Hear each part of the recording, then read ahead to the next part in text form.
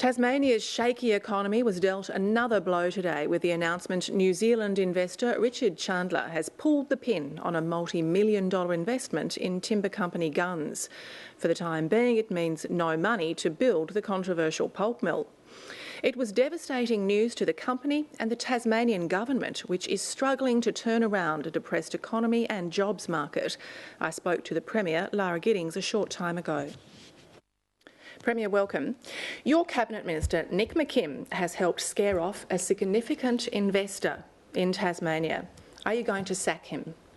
This isn't just about Nick McKim in the least. It's about a long-running environmental campaign by a number of organisations and most recently, of course, the likes of Markets for Change and others. Nevertheless, Minister McKim did, in fact, meet with the Chandler Corporation and has been very vocal about his opposition to this investment. And so did the opposition leader, Will Hodgman, and myself. And of course, we represent 80% of the parliament when it comes to supporting the pulp mill. So why don't you maybe go into government with the opposition? I don't think Will Hodgman would accept that somehow, because he's yet to support one initiative that we've come up with or support the responsible approach that we're taking around the budget management issues, which are absolutely critical. Whereas Nick McKim, to give him credit, and Cassie O'Connor have stood by this government and have stood by the harsh and difficult situation that we find ourselves in around budgets. How frustrating, though, is it having Greens ministers who undermine the government's agenda? What's interesting is that this is a very historic government. This is the first time there have ever been Green members of a cabinet. Sure, and there's but is been it frustrating? A mechanism. There's a mechanism that was established on day one of this agreement with the Greens that enabled them to still stay true to their constituency, because they're voted on their own agenda, as Labor are voted on our agenda. So yes, they have to have some ministerial responsibility on the issues that fall within their ministerial areas. And that enabled you to form government. But as Premier, is it at times frustrating not being able, having Greens ministers undermining your agenda? We found it frustrating having Greens in opposition when we had majority government, because they were allowed a voice and in some respects a more effective opposition than the Liberal Party. So I've often found the Greens frustrating. That's nothing new. Effective opposition though now in Cabinet. Nick McKim's voice will not change in terms of his views that he was elected by the Tasmanian people to represent.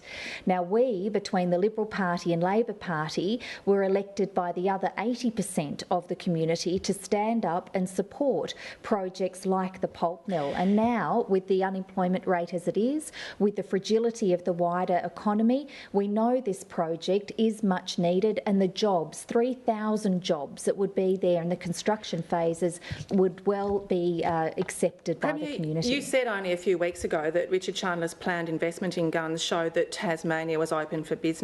This shows it's not, though, doesn't it?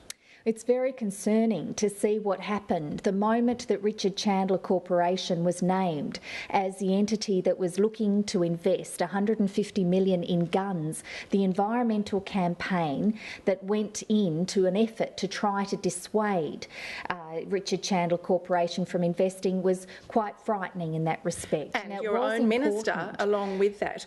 The figures you mentioned, unemployment figures this week that we have, we've got the highest unemployment rate in the nation, 7%, the worst in Tasmania, in fact, for almost 10 years. What did that do to your recent statement that this year is all about jobs, jobs, jobs? They all sort of seem to be going, gone. Well, it's about jobs, jobs, jobs, because it has to be. We know we're in a very difficult time. In fact, the nation is in a difficult time. We've just had the head of Federal Treasury, Martin Parkinson, say that, in fact, we're facing a revenue crisis here in Australia. But he's also said that we're not Greece, and Australians should not think that we are economically Greece either. What's been pleasing is that we have seen household expenditure growing. We've seen private investment growing. In fact, 7 consecutive quarters now of private investment. Now, close to 12 months ago, I was in this studio with you, Ellie, talking about the budget, and I explained that we were at the government level withdrawing our spending as we didn't have the revenues there to support it. But with the slack created by the government, I expected the private sector to fill that slack, and that's exactly what we're seeing. So there's been over 3% growth in this state with private sector investment. That is a vote of confidence. That is a sign that we are open for business, and in fact business is investing. But unemployment has risen to 7%. Yes, and that's seasonally adjusted figures in that respect. The participation rate also went up, which is a positive too, because it shows that people who are looking for work are out there actually seeking it.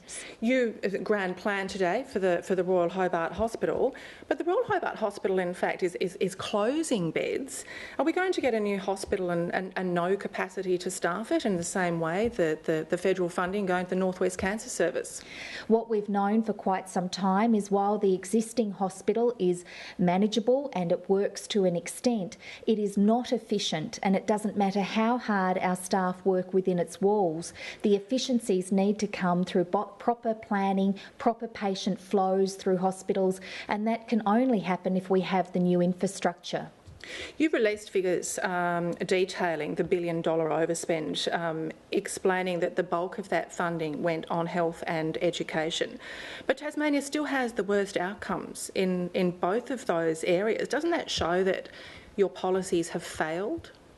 What we've done is, when I was previous Health Minister, was of course develop the Tasmanian Health Plan, which was a forward-looking plan to see what was happening with our population, what were the growing needs of our population, and we know chronic disease is on the rise. We know more people are going to get cancer, and in fact the frightening area is bowel cancer. We have to be able to grow with that demand, and we've had to employ more doctors and nurses in the system to be able to cope with it.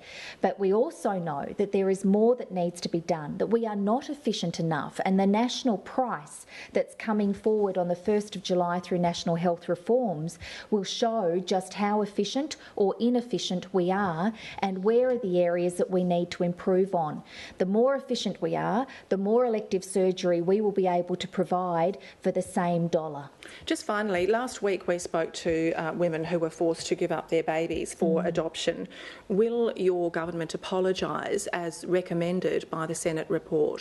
I did see some of that, and my heart goes out to those women and their children who were separated from their mothers, and I understand very much the want to have closure to this very issue, and I hope that I can provide that closure for those families.